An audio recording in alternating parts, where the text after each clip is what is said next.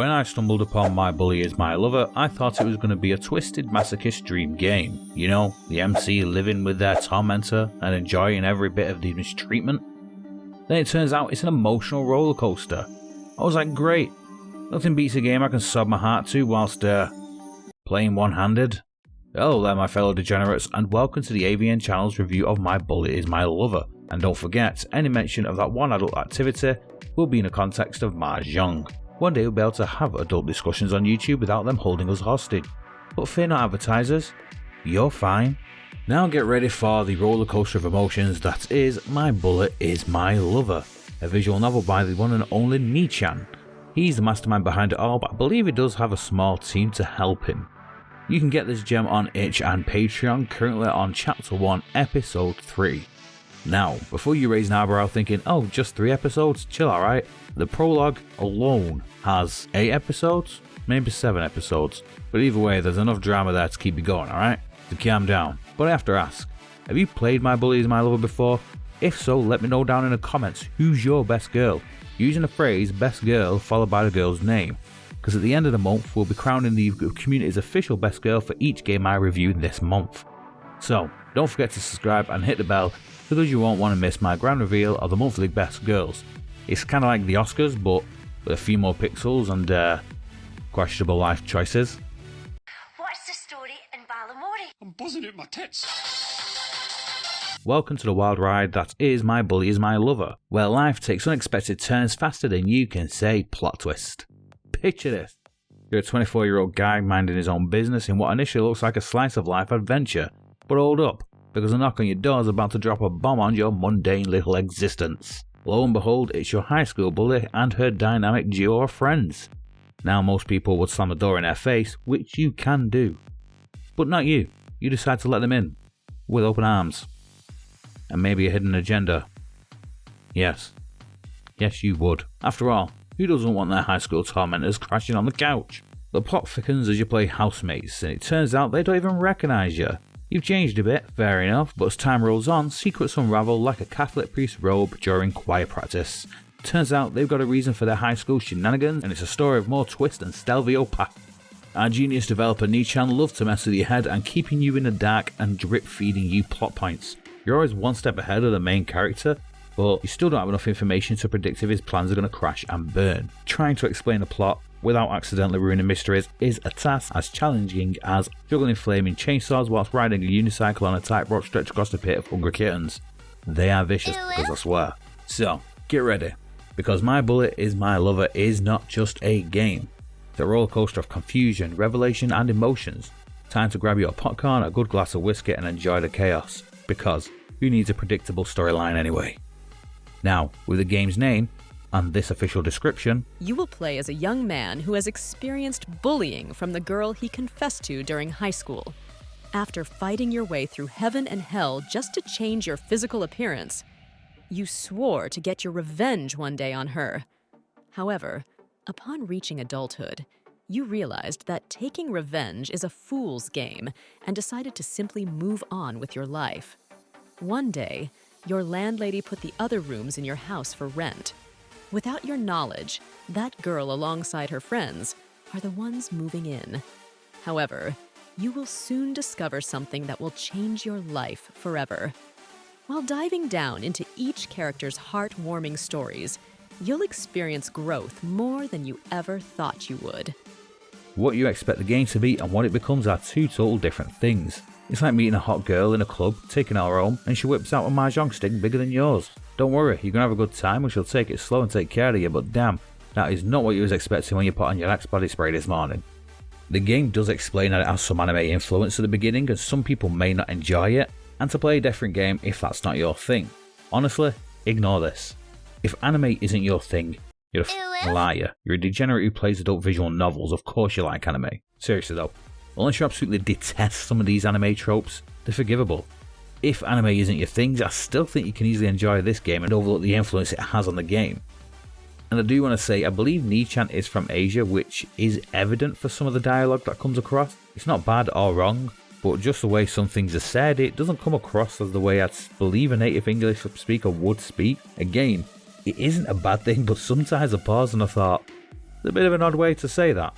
This doesn't occur much in a later episode, so either Nii-Chan worked on this or I got a proofreader to help correct these parts, but it just seems a bit too formal sometimes. I mean, I could be wrong. Nii-Chan might be a native English speaker and I might just be a but who knows. The world of My Bully Is My Lover is draped in a cloak of enigma, and the game advises you to play Nii-Chan's other game Skyline first. Apparently it'll help you understand the madness. Yeah, but I skipped that part. Now, with the chaos that unfolds, I suspect that Skyline might have explained some of the weirder plots. There's even parts that have a bit of a magical fantasy elements to them. Really didn't expect that coming from a game like this. And there's another twist as well at the end of the most recent update. It's a twist that you should see coming. Once it tells you, you start to think about the times the game has dropped these hints about it, but you just don't piece them together at the time until it's revealed. And I love this. If you do figure it out, you're going to feel very smart. But if you don't figure it out, you don't feel stupid. You just appreciate the story and how it's delivered. But frankly, I'm not ready for that level of enlightenment. Ignorance is bliss. And I'm saving the roller coaster that is My Bully Is My Lover. Unfortunately, I don't know how long Nii-Chan plans to keep it running, so I may have to chance ruining it and playing Skyline. Beyond the enigma and the plot twists, the real MVP of this game are the characters. Like a dysfunctional family can't help but love. But now to think about it, the MC only has one male friend, and he's questionably male at best. You know, the type of friend that makes you check if you've accidentally wandered into the wrong bar in Bangkok? Yeah, that kind of guy. Now, the MC's got a whole lineup of potential harem recruit among his housemates and some of his neighbours. However, it's a democracy harem world. All the girls are equal except one, but I think you'll get to explore her more in a future episodes, but the game does show her as having a possible scenes and routes, just not in the current update. So, let's dive into these characters, the virtual soap opera cast that keeps us hooked, confused and occasionally questioning our life's choices thus far. Wait a minute! Who are you? The MC. Meet our main character Kai. You can rename him as you please. The MC was on a bit of a chubby side of life in his youth. The type you'd expect to find more an all-you-can-eat than at a gym. High school wasn't exactly a breeze for him. He was a targeted bully victim, specifically for the girls that he decided to confess his love to on the first day. And now me, apparently. But hey, post-high school, the MC decided to channel his inner Hulk, hit the gym, and transformed himself for everyone who once doubted him. He waved goodbye to his pudgy past and chose to be the bigger man, literally, and left all his grudges behind. Finally, when the MC thought he'd outgrown the drama, guess who waltzes back into his life? Yep, the bullies from his past. But this guy's more than meets the eye. But the secrets and the mysteries that surround him, he's even got ones that he's not aware of. And then there's Sky. Your sister, your roommate. You know, the type of roommate that you've shared a bathroom with since you were kids? Apparently it's a kind of living arrangement that sparks a love interest plot. Cue the forbidden Look, if you played visual novels before, you'll get the translations, okay? Roommate equals sibling, landlady equals mum, and landlord equals dad. Elementary, my dear Watson. Yeah, one of those type of games, people. Sky, the innocent angel with a dash of taboo, is all sweetness. She's got a caring way about her, like a mix between a guardian angel and a personal cheerleader. Her ultimate goal is making the MC happy, which is adorable if you overlook the fact that she's, your roommate. Sky's innocent facade takes a turn when she reveals her love for a good old family-friendly game of Mah-jong. Emphasis on the family because nothing screams quality family time like a round of Mah-jong with your roommate. Speaking of family, this is Clara, your landlady. Because you know it's totally normal for your landlady to be your life coach and chief raiser since the days you were in nappies. She doesn't appear much at the start and she's always away in business, probably plotting the domination of the world or something. It's actually kind of accurate, that part. But guess what? This landlady is the unsung hero behind all of this chaos. You slowly realise she's the mastermind behind the MC's predicament. She's one of the reasons you're tangled up in this mess. Now, the game gives you the power to decide the nature of these relationships with both Sky and Clara. It defaults to roommate and landlady scenario, but let's be real, some parts of the game sound out of place as a flat earther in a NASA convention with this setup. You can switch things up mid-game, and honestly I did, because the whole forbidden love with a roommate thing was getting on my nerves, so I took the liberty of making Clara the motherly figure and Sky your sibling, because let's face it makes more sense in the context of the story. Oh, and did I mention Clara's terrifying? Yeah? Forget haunted houses and shit like that. Clara's a real nightmare fuel here.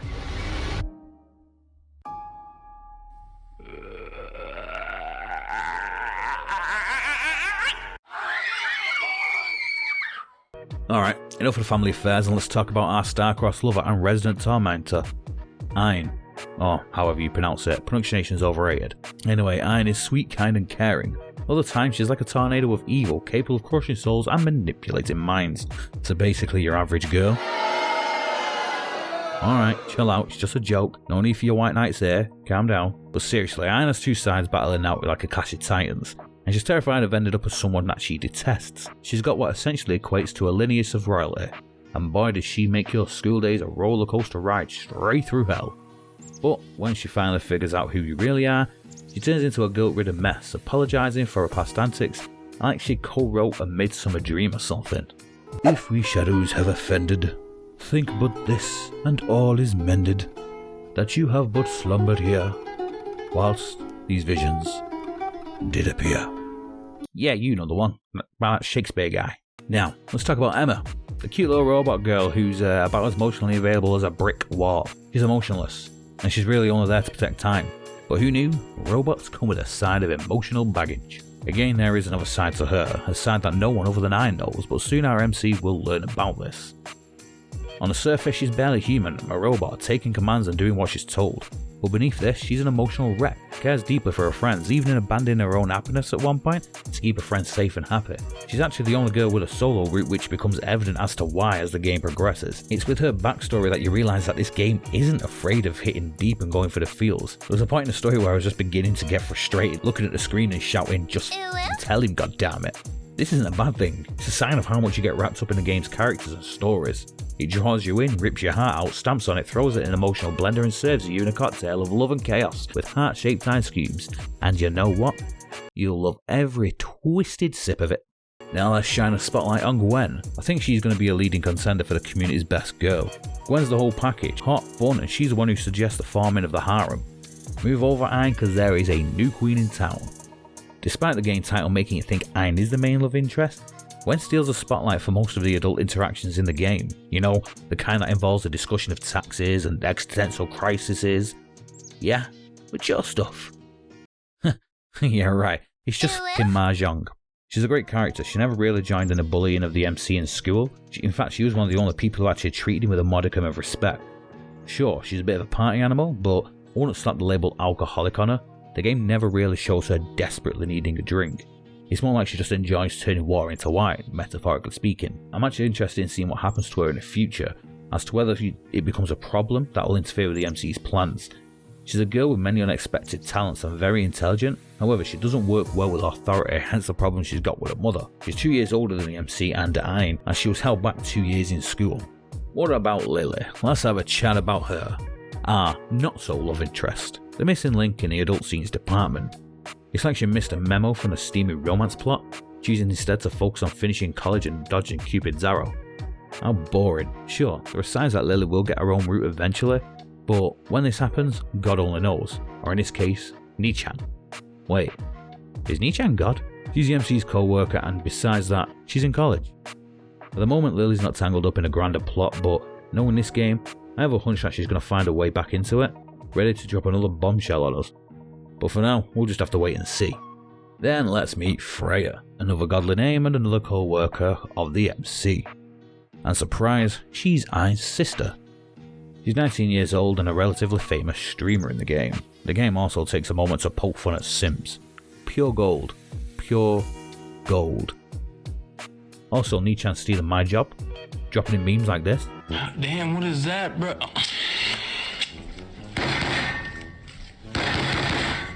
Like, that's what I'm here for.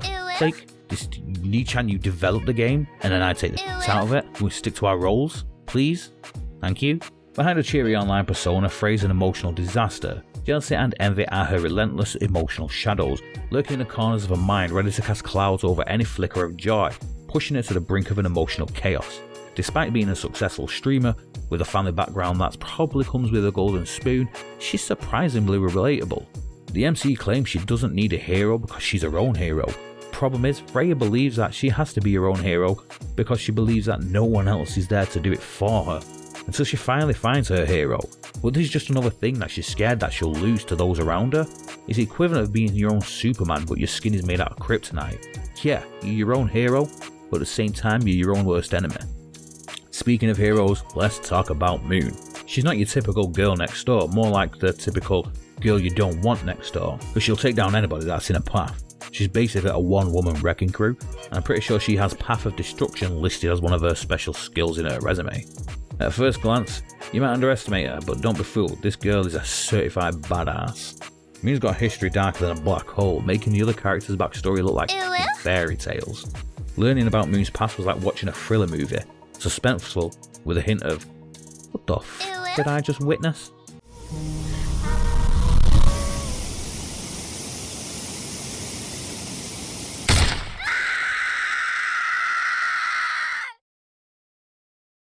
The final girl is Naomi. At the moment she doesn't have too much of a significance to the plot. She's been there slowly getting introduced to it and now has a reason to stick around.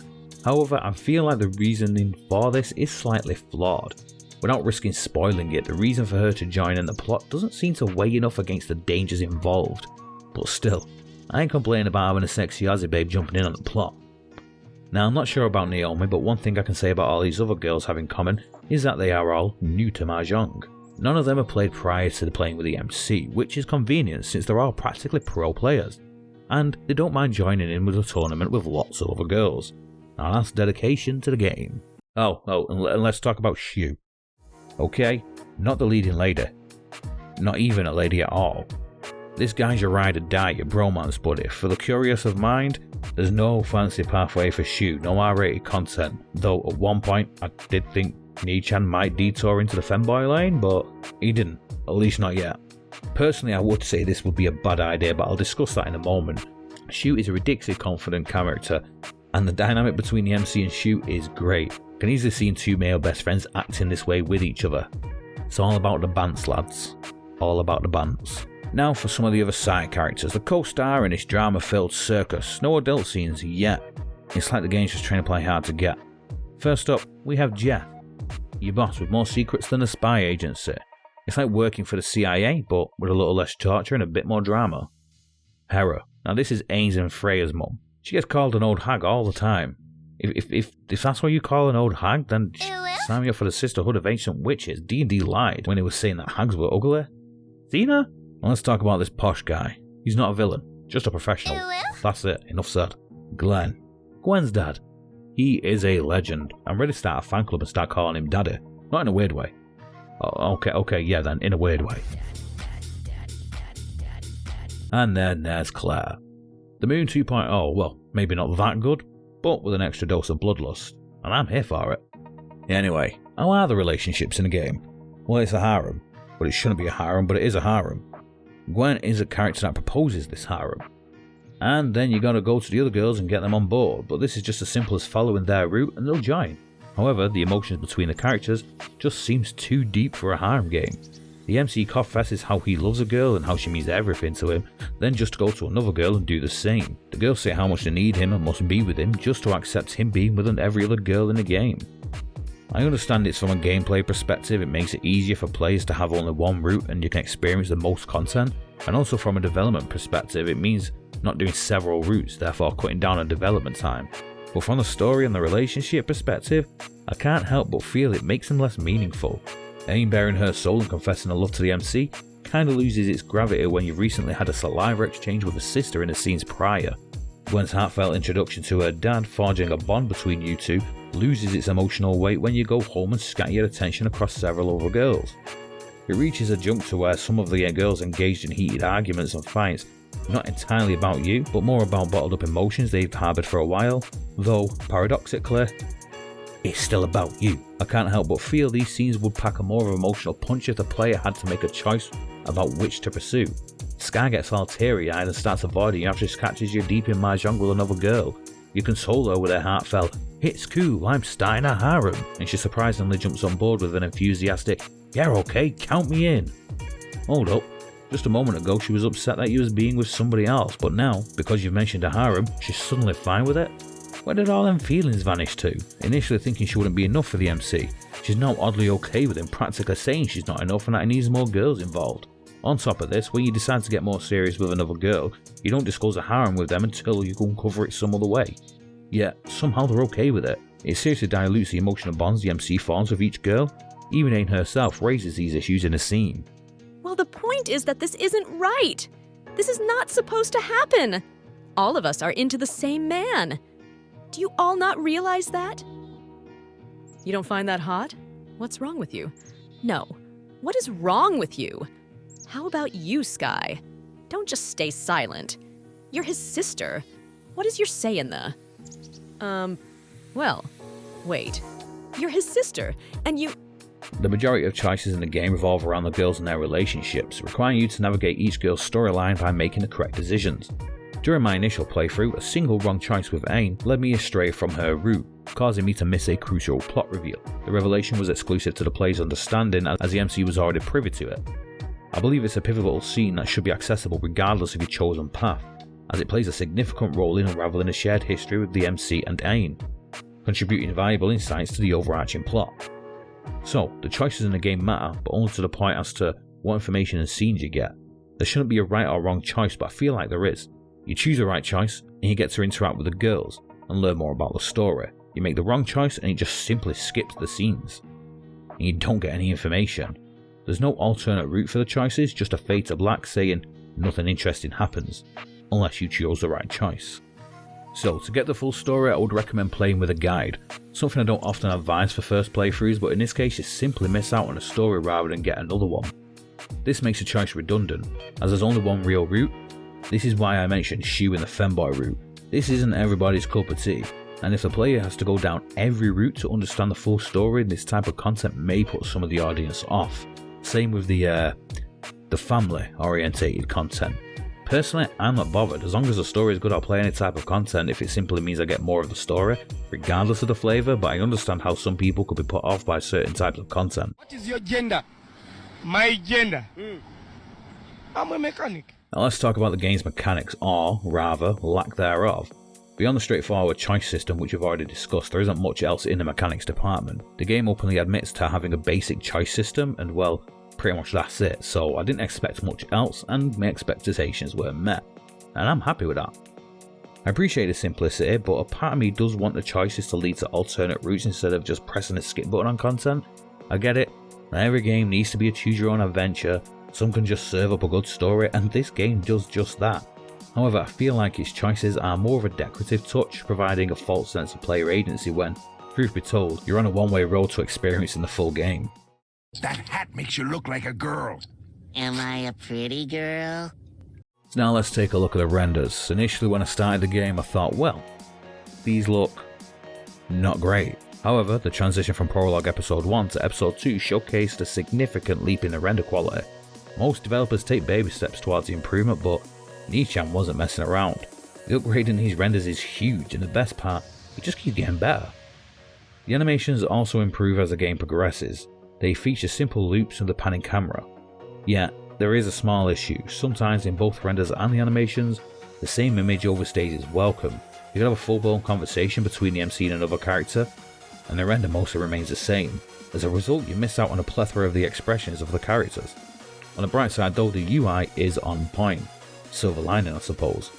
Instead of words, the game opts for icons displayed in the lower right corner. Each symbol is straightforward, but I personally lean towards the use of the small worded menu at the bottom of the screen. The dialogue features an easy to read font, and the names usually are colour coded for clarity. However, the issues arise with the inner dialogue. When you delve into the main character's thoughts, the MC names appears as your thought, in the same colour as his name, making it a bit confusing. There were moments where I had to double check to see if the MC actually said something or if it was just a thought. A simple fix would be to enclose the inner thoughts in brackets, eliminating the need for change of the character's name. The game already adopts a similar approach with other characters, keeping their names the same while putting their dialogue in italic. Not a massive change, but it adds a touch of readability. Other than that, I don't have any complaints in the visuals department. Can you hear me now? Yes, we can hear you. Okay. Now let's dive into the audio. The music of the game, well, it's quite happy, like really upbeat.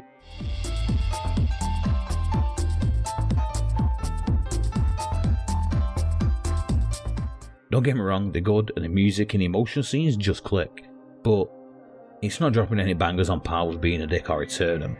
As for variety, it's a bit hard to pin down. Many of the tracks did sound kind of similar for me, making it a challenge to keep track of the newcomers. But that's not necessarily a bad thing either, it sticks to a theme. You're not jarringly transitioning from a jazzy beat to a heavy metal beat in a simple scene change. And personally, I like that, it's consistent. Now let's chat about the sound effect. You might catch the occasional moan during the adult scenes and there are a few sound effects sprinkled around, but it's not a symphony of noise. Ambient sounds take a back seat, letting the music grab the spotlight. However, I'm about to flip the script on my usual sound effects stance and declare I don't really care about them this time. The story and the characters had me so hooked that I couldn't be bothered with all the bells and whistles. Sure, sound effects can add an extra bit to the atmosphere, but if a story is captivating enough and holds my attention solo, I don't need the extra bits for a good time. And as for the voice acting, well, aside from the occasional moan and the odd scream, yeah, it's more life in a morgue.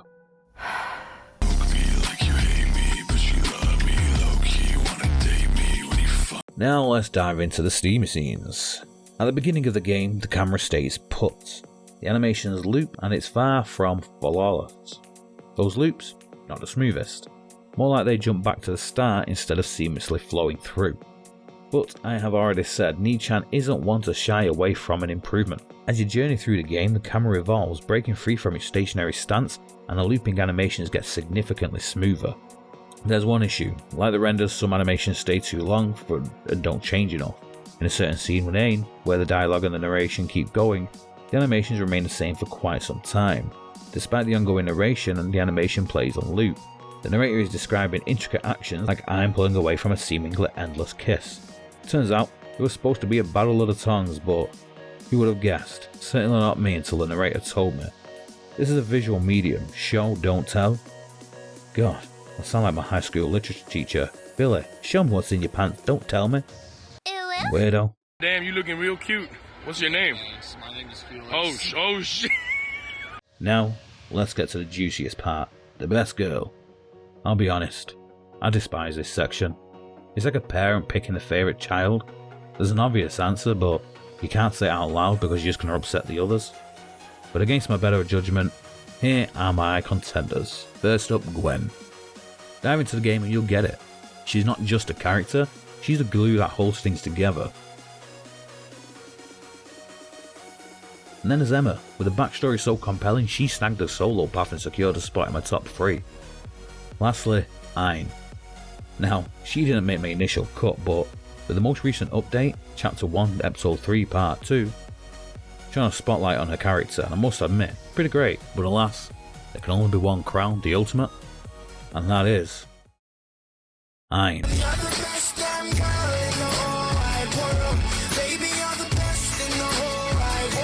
Once again with the latest update, she becomes a standout character. Not only do we finally get to witness some real adult scenes with her, but we also plunge into the depths of her character, exploring her connections with her mother and the other characters. A softer side emerges, a craving for attention and the need for the MC, yet simultaneously she can take charge. A leader who comprehends the importance of support from those around her, but make no mistake, she can put anyone out of line in their place. It's a facet she might not embrace, but it's an essential part of who she is. Blending seamlessly in with her softer side. Her character is complex and I'm eagerly anticipating what unfolds for her next. Will she begin to see herself through the MC's eyes, or will she vanish from the spotlight with the next update? Well, hit that subscribe button and ring the bell notification to stay notified because I'll definitely be back for the next update. Whoop-de-doo! What does it all mean, Basil? Now, in a nutshell, My Bullet Is My Lover is one hell of a game. When people said it's an emotional rollercoaster, they weren't lying. Well, it starts off a bit slow, but the build up to the mysteries and the plot is fantastic. If you do find it a bit sluggish initially, hang in there for a few more episodes because once this game sinks its claws into you, there ain't no escaping. And the renders may not start off strong, but they do improve. But the audio, while basic with decent music, doesn't exactly break any records. Nevertheless, the game excels in deep diving into the characters and storytelling. No complaints there at all. My only wish is that each of the girls had their own individual path, allowing for a more profound exploration of these relationships. However, I get it that could be significantly extend the development time and would end up with another being a dick situation. Currently, updates seem to be rolled out every 4 to 5 months. Initially, the prologue episodes were about 2 months apart, but we're looking about 4 to 5 months now. Given Nii-Chan's health issues and simultaneous development of Sekai, which doesn't release frequently, it is kind of understandable. In any case, I wholeheartedly recommend this game, securing a solid spot in my top adult visual novels. Furthermore, Nii-Chan has put out an update on Chapter 1, Episode 4, which will serve as a grand finale from this chapter. He's steering it into a very dark direction, and as a depressing I'm all for it. He also mentioned that this will be the first time that this game and Sekai really cross paths. Well, looks like I'm diving into Sekai now then. Don't forget to show your support for this game on Nii-Chan's Patreon, and if you're enjoying it, it goes a long way in the creation of these games, and what's better than supporting a strange wonderful corner of the gaming industry us degenerates call home. And if you enjoyed this video, be sure to hit the like button.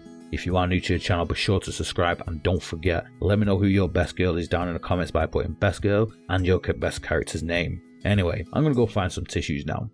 For my tears, I swear it's for my tears, my manly tears.